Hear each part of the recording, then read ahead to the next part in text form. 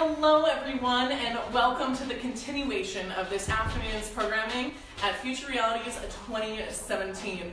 It's been a little lonely at moments in the green room, so I'm super excited to have three beautiful faces next to me from IBM. As you see in the title, we're going to get awesome. So rather than have me blow it and yammer away, I'm going to start with Elinor here. Why don't you tell us who you are, what you do, why you're here? Cool. So I'm Elinor and I work in IBM in Auckland, and I do digital strategy. So essentially I work with companies to figure out where they want to get to in terms of their digital journey and how we get there. And obviously AI is a big part of that. Yeah. Absolutely. Cool. Isuru, Fernando. I look after the data, analytics, and cognitive portfolio for IBM New Zealand.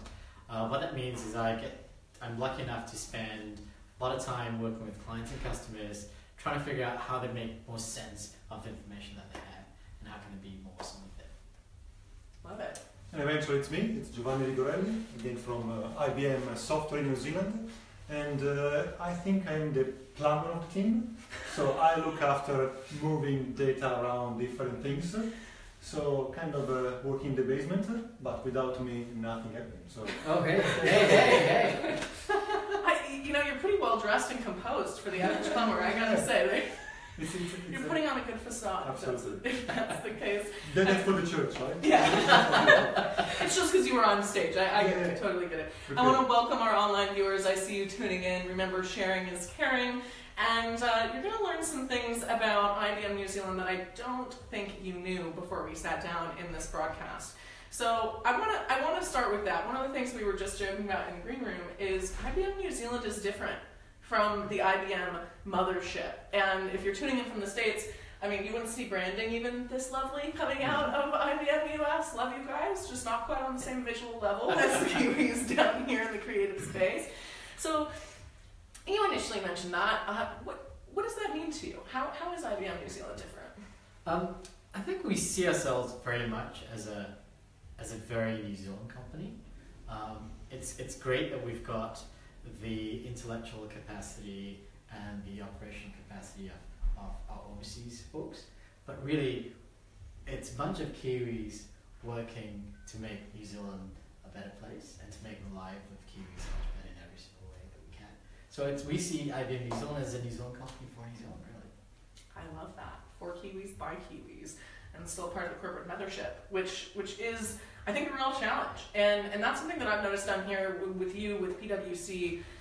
If you're familiar with corps in Australia or in the United States or in Europe, the Kiwi approach to everything is different. And I don't know if it's the geography or just the attitude, but there's definitely a beautiful commitment to the local community here versus, say, global bottom line ROI, which is what we see in the larger markets. Do you think that's something that happened as a result of a dedicated culture effort, or did that just happen because you're all Kiwis that care about helping Kiwis?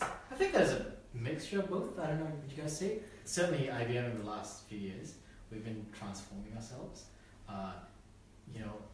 Innovation is sort of at the heart of everything we do as IBM globally, and perhaps maybe Kiwis are a bit more innovative than other geographies. I don't know. I love it. Casual plugs for the Kiwis all over the place. Maybe we're just better. Maybe, as you said to me earlier, maybe we just have better taste. This is not someone with tall poppy syndrome, just to be super clear, and I absolutely love it. So, talking about the digital space, what kind of innovation are you seeing, powering? What do you think the future is for that? So I think it's very fitting that we're here because we see cognitive technology or artificial intelligence as kind of the way forward. And as a company, we've taken it and that's at our core of everything we do. So cognitive and cloud is at the core of everything we do. And we really see that whatever clients we work with or whatever problems we're trying to solve, that's going to be part of it.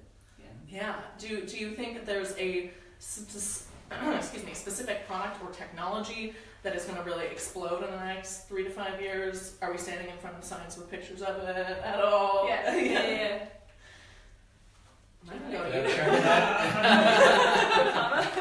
So Kiwis are for Kiwis with my accent. Probably I'm not really part of the picture. Hey, but one of the big cornerstones of culture here is the embracing of immigration and different cultures, so it's okay. I was born in Northern, but it's okay. Oh. I was like, wow. I'm lying. He had me there for a second, and I was feeling really uncultured. I'm a technical sales, so I'm allowed to lie. That's my point. You guys are great. And internal technology, probably from a mass audience perspective, what those two guys are doing is much more appealing than what I do. Again, my job is really connecting things, and if I say things like integration and JSON and Swagger, people don't say what it is. While when we do things like cognitive and try to add intelligence to things that are not intelligent, that's really the wow comes after. Yeah. Well, I mean, without someone making all the things talk to each other, nothing happens, to your point. So. But nobody cares. It's alright if we're playing a little buzzword bingo with that. I mean, I think that's a part of innovation as a whole, is there's a little smoke and mirrors before you deliver. Yeah, and, to be quite frank, cognitive artificial intelligence and our cloud strategy is at the cornerstone for a lot of our products that we take to market. So you'll see a lot of products from IBM having components of cognitive capabilities. You see a lot of products from IBM being delivered on the cloud to make it accessible to people. That's kind of, so it's not this is the one shiny thing. It's the collection of really our strength is really the breadth of our portfolio to be able to solve really big or small problems. That, I'm really glad you said that, because that's really been the theme of the day, is the danger of specialization. So the importance of generalizing and looking at things as a platform, as collaborative integration, and creating the kind of partnerships and products that are adaptable and agile enough to withstand the changing landscape that we have moving so rapidly right now. So I think that's really cool. It's surprising you guys are so the opposite of corporate culture in America right now. I'm almost a little thrown off, because it's just refreshing. Classic Kiwi stuff. I saw that heart just come out on the audience. We see you. Thanks for the love. Don't think we don't know you're there just because we're having a good time. We absolutely love it. So what did you talk about on stage today? A lot of the folks here haven't had a chance to see that content. So I know you have a fourth member of your team. I'm actually curious what happened out there. So there's two parts. So we'll go over the first part, and it was essentially to show people how we can bring all these awesome technologies together. So the virtual reality, augmented reality, Internet of Things, how can we bring them all together kind of with an artificial intelligent brain, and to kind of take them a step further from where we've been. So we showed a little bit some use cases, some examples of how we've done it, and then show everyone how they can use these tools and these algorithms themselves to do whatever they want, because all of our algorithms are available on the cloud using APIs which anyone can use. You don't need to be a machine learning expert. Which is so cool. Did you hear that? A lot of us are afraid of artificial intelligence. It's not going to take anything away. It's just a tool. Yeah. They have it. It's sitting in the cloud. Super easy. And we're on the land of the long white cloud. I'm just full of puns right now. This is just excellent. It's no wonder you're building this here and that it's different down here. So for folks who might be interested, because I mean that was quite a good pitch for what you're doing and reasons why IBM New Zealand stands out. For folks interested in working with you or leveraging some of these products that you're talking about, what's the best way to get started? So it's really interesting. We've gone ahead and made a lot of our products available and accessible on the cloud, right? So don't think of IBM as your granddad's or your father's IBM. We're a new, young, fresh company.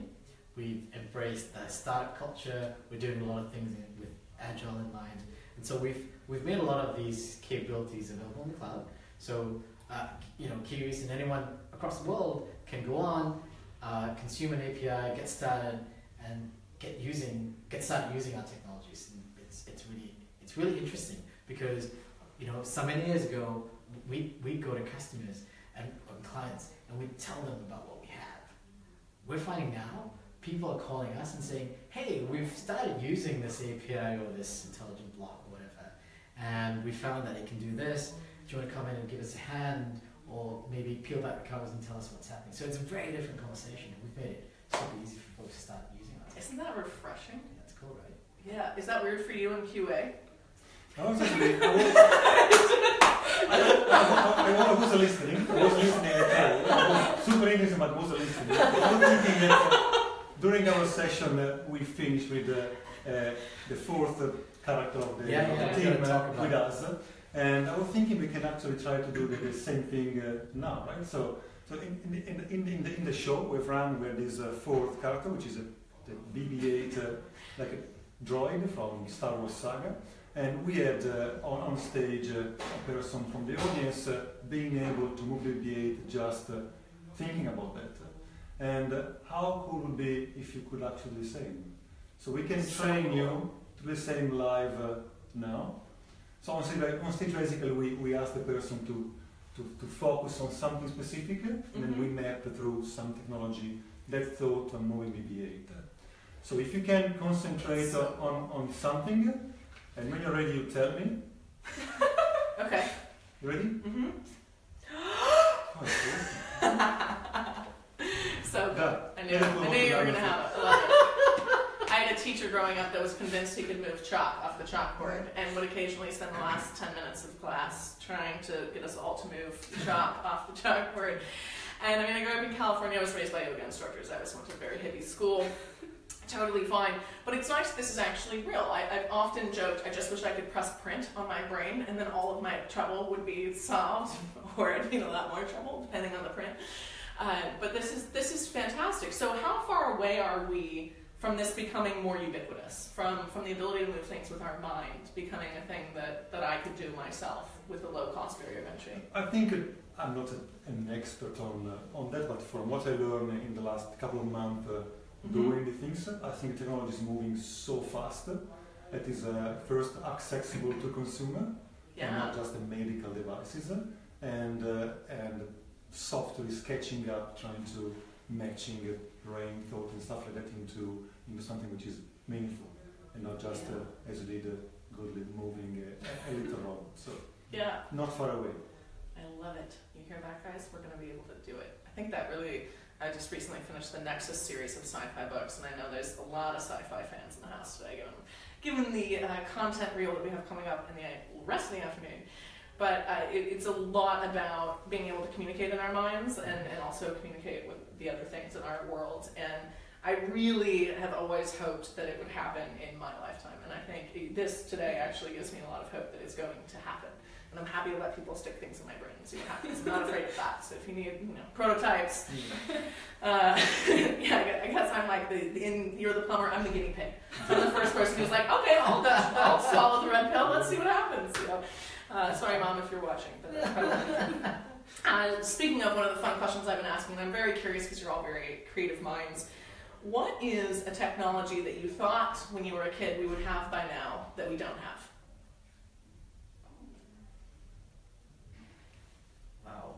Silence, I think teleportation for me. Yes! I was thinking the same. I was too brave for saying that. I can't wait for it to be here. Oh my god. Right? Yeah. I would save so much time and money to go back to Italy. Oh my gosh, yeah. Make life so much easier. Yeah, I was along the same line as well, but I was thinking traveling near light speed. That's something. Oh yeah. Which is kind of the same. So. Similar, maybe not particle dissolved. Yeah, not really decomposing yourself and recomposing, but traveling close to light speed was like, but I think it's plausible that we'll have that technology. I mean, already we're making the cost of space travel a lot more cheaper. Mm-hmm. If you look at the movies that you watch growing up, we have autonomous vehicles and cars right now.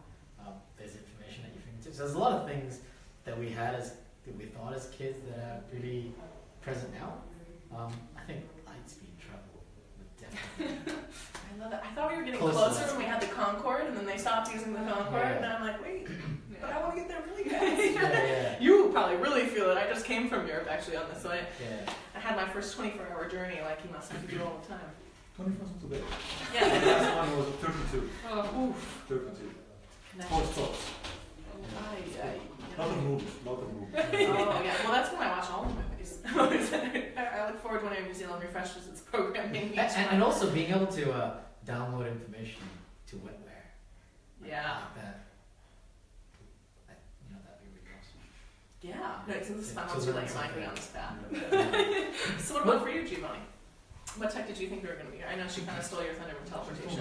Oh, I'm sorry. There must be one more technology that maybe you were just super accurate. So you had the pressure to do 3 now. Okay, so what about traveling at sound speed then? Oops, sorry, I thought about that. I'm okay. Sonic boom, we're already kind of there, right? We've broken the sonic boom barriers. Yeah, I don't know. We've been to the moon. We can do so many things that we can now move things. So just thinking.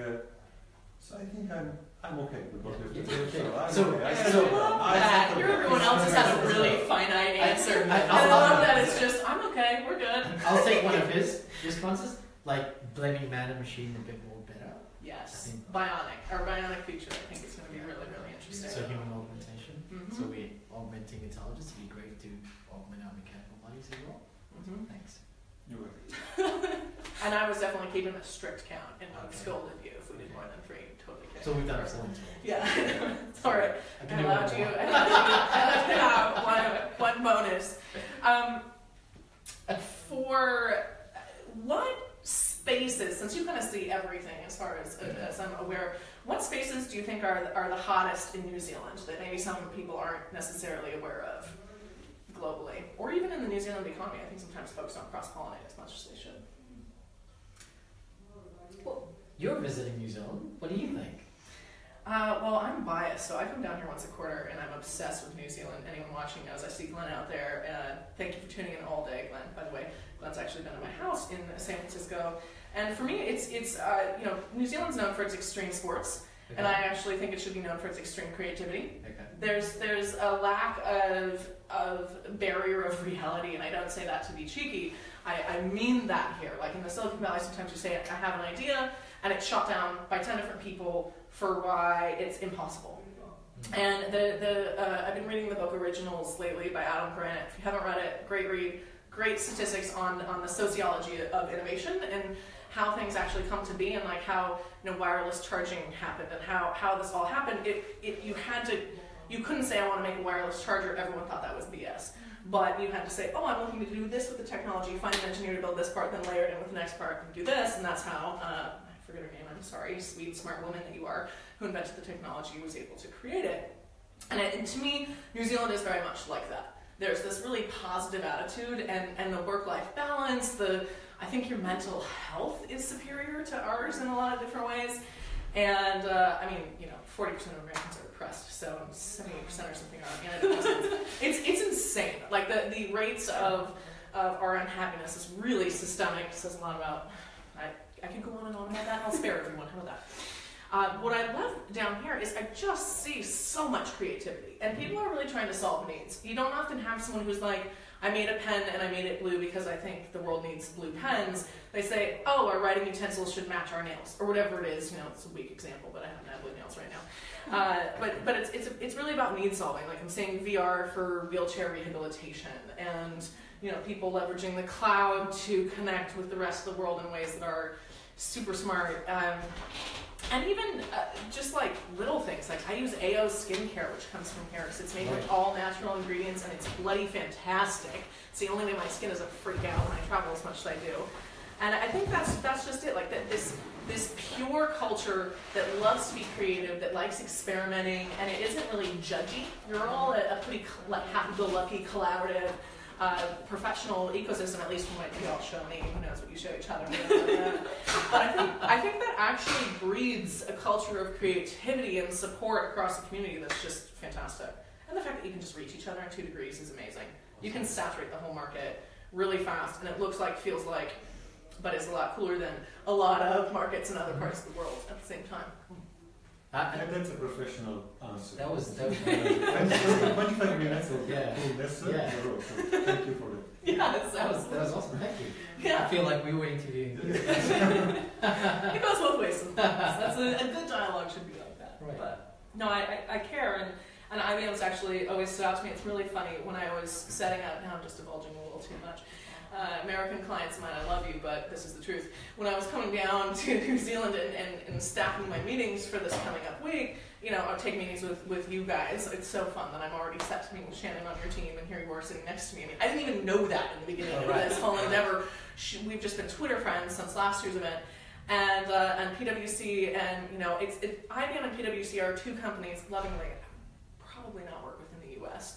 and more just because I'm a smaller shop, I'm scrappy, I like to tell really cool stories, and in these large corporations, the bureaucratic barrier of engagement is really, really high. 35 different departments have to approve a live stream, for example. And it's great and it's fine, but it's exhausting to work that way, and I'm much more agile and much prefer to have a really organic chat. And so just even my boyfriend was looking at my list of meetings coming down, and he's like, "Whoa, you're meeting with all these companies? These aren't always your style, right?" And I'm kind of more of a startup edgy girl in that regard, and I'm like, "No, they're so fun down there. You have no idea how cool they are. Like the insert large corp name plus New Zealand here is better than the insert corp name plus larger market in my experience." Hopefully I didn't just kill savvy millennialist business by saying that, but if anything, let's move down to New Zealand. Hey, I think IBM globally, we're really shedding those kind of heritage personas people have with us. Yeah. So, I'm sure if you go back and re-engage with our global counterparts, you'll find them almost as good as us too. I love that. Almost as good, though. I love that. You see how subtle that is? It's super diplomatic. This is a businessman. Super diplomatic, but still giving, said team an edge. So I'd love to. It's dialogues like this and exposure like this that make me also, as kind of a thought leader, want to change the perception of the companies. Because I think when people think of IBM lovingly, I think they think of like a black box that their computer was once sitting on versus this entire, or Watson. I feel like there's two camps. There's like the hardware camp and then the Watson camp, and Watson's outstanding, but there's so much more to you guys. I mean, there really is just this breadth of things you're touching with what you're creating. It's really funny. Internally facing, we've always seen ourselves as rebels, as innovators. I love that. Like 50 something years ago, 55-ish years ago, like a team of folks flew from the East Coast to the West Coast and worked on this project that was so outside what the organization wanted to do. And they created the hard disk. Right? Yeah. That was crazy revolutionary. That was insane. So internally, I think we've always seen ourselves as a company that broke barriers, etc. And I think over the last few years, I think we're making that more public. Yes, and I think that's actually the key, is the storytelling. Is you've got to let it out. And sometimes, I work a lot with corporate communications teams as someone to come in and help spread the good word of all the cool stuff you're doing. And the fear of telling the story is what holds companies back, I think, because your perception can totally be changed, and people remember the IBM of yesteryear, but I love that, kind of to my earlier question of, is it just a New Zealand thing or is it an IBM culture thing? It's both, and I mean, you're right in that sense. That's really fun. So definitely in New Zealand we're doing our part. So a few weeks back we moved office from Auckland in Auckland, and we are now in a very cool office, and our GM, Mike Smith, is now coming to the office with a powered skateboard. It's a booster board. Yeah. Of course. It's just down the street from my house in San Francisco. So he walks in the office on a boosted board. That's so cool. I can't wait to see this when I come say hi in Auckland. That's super fun. So you had a housewarming. Tell us a little more about that. So we moved offices, and we were going to have an opening ceremony. But really, that's not what Kiwis do. When we move flats, we have a housewarming. Mm-hmm. And so, because of IBM, we had like a week-long housewarming, right?